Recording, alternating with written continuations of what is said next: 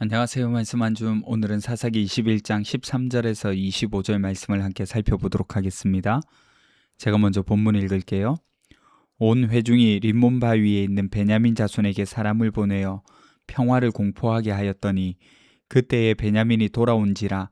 이에 이스라엘 사람이 야베스 길르앗 여자들 중에서 살려둔 여자들을 그들에게 주었으나 아직도 부족하므로 백성들이 베냐민을 위하여 뉘우쳤으니 이는 여호와께서 이스라엘 지파들 중에 한 지파가 빠지게 하셨음이었더라.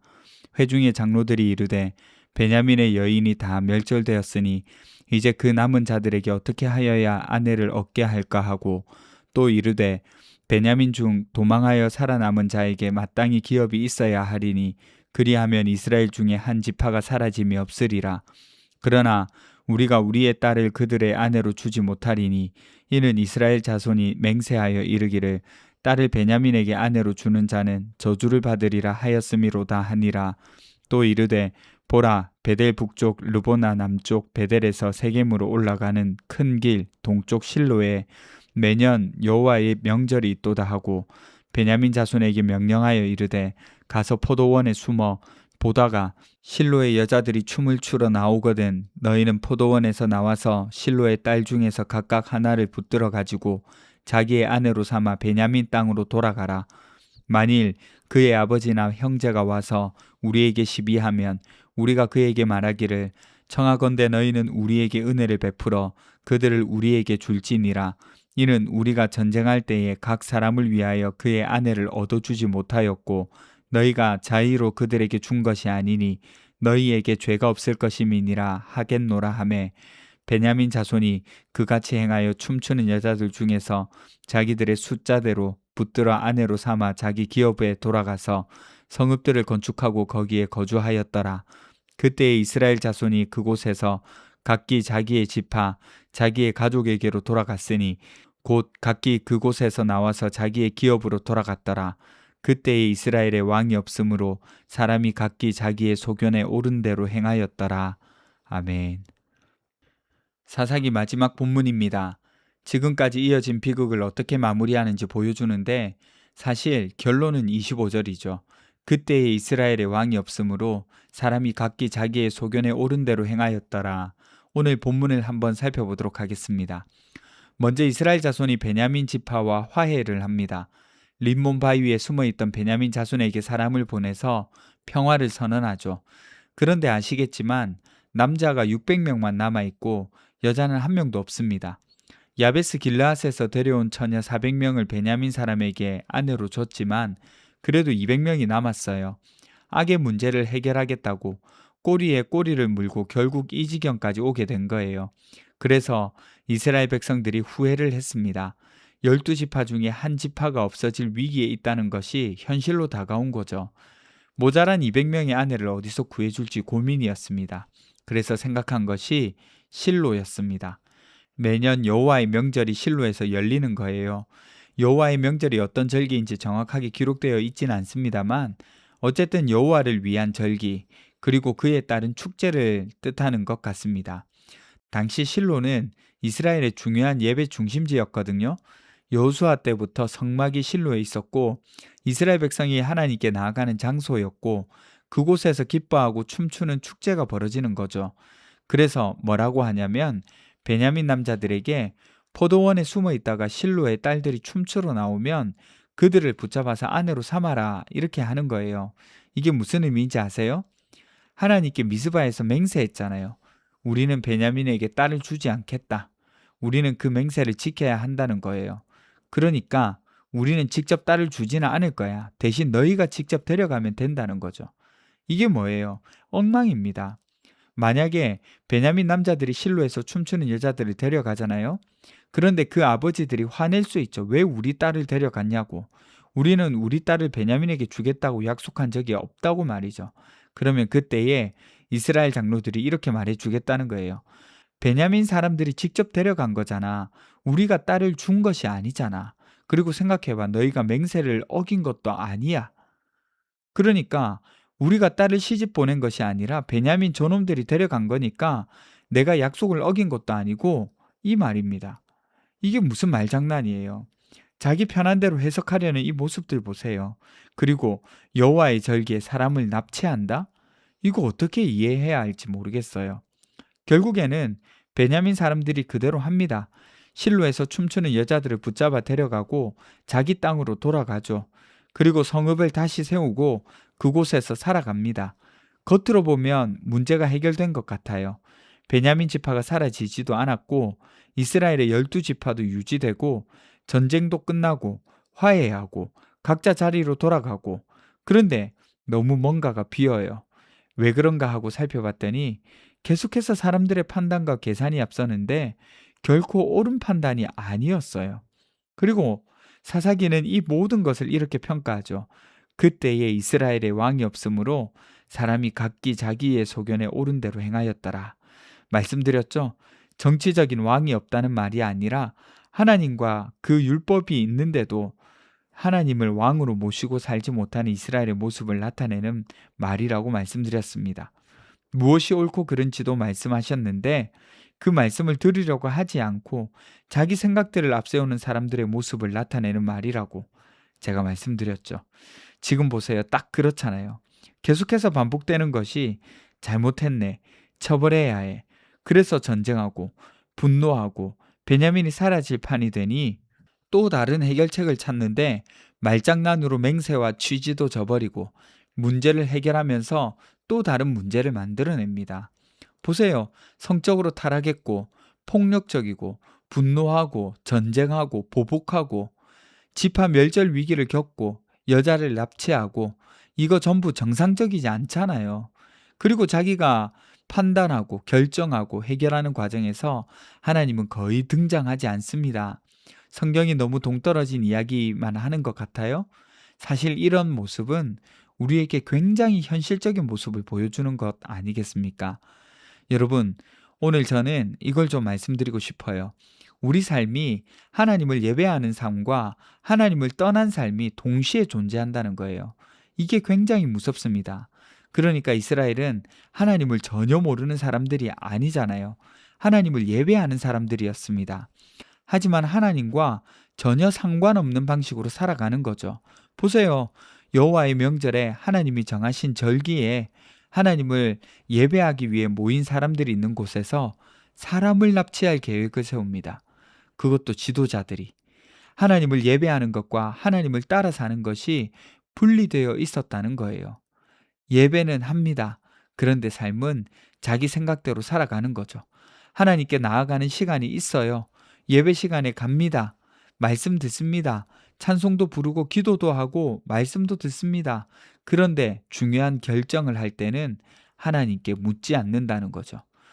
교회의 문을 나서는 순간 내 생각이 기준이 되는 거죠. 예배하는 나와 살아가는 내가 따로 있는 겁니다. 그래서 주일에는 하나님이 왕 하세요. 월요일부터 토요일에는 제가 왕 하겠습니다. 왕이 되겠습니다. 이렇게 살아가는 것이 익숙해지지는 않았냐는 말이죠. 오늘 사사기의 마지막 말씀, 사람이 각기 자기의 소견에 옳은 대로 행하였더라. 이게 바로 이런 모습 아니겠습니까? 그러니 여러분, 우리 평일의 삶에도 그러니 여러분, 우리 평일의 삶에서도 하나님을 왕으로 고백하고 모시고 사는 사람이 되었으면 좋겠습니다. 기도합시다. 첫 번째는 나의 모든 요일의 삶에서 하나님을 왕으로 모시고 살 수 있게 해주세요. 두 번째는 예배에서 고백한 하나님이 일상의 하나님이 되게 해주세요. 우리 함께 기도하며 나가도록 하겠습니다.